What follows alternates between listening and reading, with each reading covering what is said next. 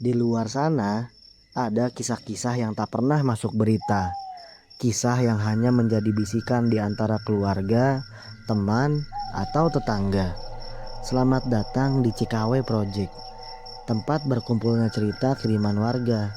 Dari pengalaman mistis, kejadian tak masuk akal, hingga teror yang masih membekas hingga hari ini. Matikan lampu jika berani, dan mari kita mulai ceritanya. Cerita ini dikirim oleh salah satu warga Jakarta yang mengalami kejadian aneh saat pulang kampung ke Wonogiri pada tahun 2010. Percaya atau tidak, keputusan mereka untuk memancing malam itu justru mempertemukan mereka dengan sosok yang hingga kini masih menjadi legenda di kampung tersebut. Mari kita mulai ceritanya. Kejadian ini terjadi sekitar tahun 2010, beberapa hari setelah Lebaran. Saat itu, keluarga besar kami yang tinggal di Jakarta mendadak diminta pulang kampung ke Wonogiri karena kondisi Mbah Putra sedang sakit keras. Kata orang-orang tua saat itu, kondisinya memang sudah tidak terlalu baik. Jadi keluarga yang jauh diminta berkumpul. Kami pun berangkat menuju Wonogiri. Perjalanan masih melewati jalur alas roban yang saat itu ramai oleh para pemudik. Setelah menempuh perjalanan panjang, akhirnya kami tiba di kampung dan bertemu sanak saudara yang sudah lebih dulu datang. Malam harinya, salah satu saudara yang sebaya denganku mengajak memancing. "Yuk mancing malam ini," kata saudaraku. Perbekalan sudah disiapkan. Ada kopi, rokok, dan berbagai camilan untuk menemani begadang.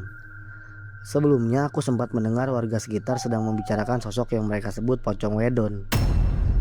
Katanya wujudnya seperti pocong berkain putih, tetapi tubuhnya sangat tinggi. Namun sebagai anak kota, aku tidak terlalu memikirkan cerita seperti itu. Sekitar pukul 8 malam, kami berempat berangkat menuju lokasi memancing. Aku, Henry, Kang Joko, dan Dwi. Sesampainya di sana, kami mencari spot terbaik di pinggir area persawahan yang tidak jauh dari beberapa pohon kelapa. Masing-masing mulai menyiapkan pancing. Tidak lama kemudian Dwi berkata, "Kok tumben cah, saiki kok bedo hawane?" Yang kalau diartikan dalam bahasa Indonesia, "Tumben bro, kok suasananya beda ya?" Kami hanya tertawa dan mengabaikannya. Rokok dinyalakan, kopi diseduh, dan malam pun berjalan seperti biasa. Sekitar pukul 10 malam, tiba-tiba dari semak-semak dekat pohon kelapa terlihat sesuatu yang berwarna putih. Awalnya kami mengira itu hanya kain yang tersangkut. Namun kami semua mendadak diam. Benda putih itu perlahan terlihat semakin tinggi, sampai akhirnya tingginya hampir menyamai pohon kelapa di sampingnya. Saat itulah Kang Joko berbisik pelan, "Wes, meneng wae. Ojo obah, ojo melayu. Mengko kowe digacar." Yang kalau dalam bahasa Indonesia, "Sudah, diam saja. Jangan bergerak atau lari. Nanti kamu dikejar." Di antara kami, Kang Joko memang yang paling tua dan paling paham soal cerita-cerita mistis di kampung. Kami pun menuruti sarannya. Tidak ada yang berani bergerak, tidak ada yang berani berbicara. Sosok putih itu kemudian melayang perlahan mendekati arah pancingan kami. Jaraknya tidak terlalu jauh. Kami hanya bisa memandangi tanpa berkedip. Beberapa detik kemudian, sosok itu tiba-tiba bergerak seperti kain yang tertiup angin kencang. Lalu hilang begitu saja. Setelah suasana kembali tenang, justru pancingan milik Dwi mendadak mendapat ikan. Namun Kang Joko langsung berkata, "Sudah, lepaskan saja. Anggap buat buang sial." Tanpa banyak bertanya, Dwi melepaskan ikan itu kembali ke air. Kami pun memutuskan pulang. Sepanjang perjalanan, Kang Joko meminta kami untuk tidak menceritakan kejadian tersebut kepada warga.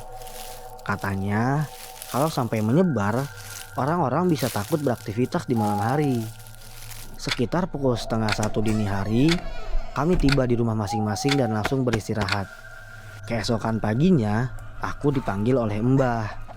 Beliau langsung bertanya, "Nyang opo kowe mancing bengi-bengi sampai di tapakne wedon?" Kowe iki cah Jakarta, ojo melu-melu cah kampung. Kalau dalam bahasa Indonesia, ngapain kamu mancing malam-malam sampai ditampakkan wedon? Kamu ini anak Jakarta, jangan ikut-ikutan anak kampung.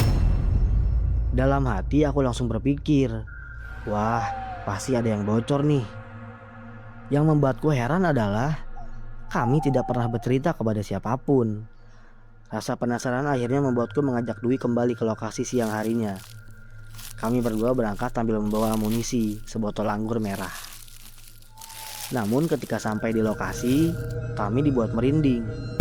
Pohon kelapa yang semalam berdiri hijau dan rimbun tiba-tiba terlihat kering. Daunnya layu, buah-buah kelapanya banyak yang jatuh ke tanah. Sebagian bahkan terlihat membusuk. Padahal semalam aku masih melihat pohon itu segar dan penuh buah. Aku pun bertanya kepada Dwi. Dengan santai ia menjawab, "Nah, kui dipangan karo wedon." Kalau dalam bahasa Indonesia, itu dimakan sama wedon buahnya. Aku hanya terdiam, entah benar atau tidak. Tapi sampai sekarang, kejadian malam itu masih menjadi salah satu pengalaman paling aneh yang pernah aku alami selama pulang kampung ke Wonogiri. Dan yang paling membuatku merinding, bagaimana mungkin pohon yang semalam masih hidup dan subur bisa berubah seperti itu hanya dalam semalam. Terima kasih sudah mendengarkan cerita ini. Mungkin cerita malam ini telah berakhir, namun bagi mereka yang mengalaminya, terornya belum tentu selesai.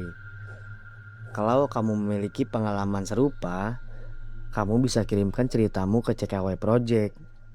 Mungkin di episode selanjutnya, ceritamu yang akan kami bawakan.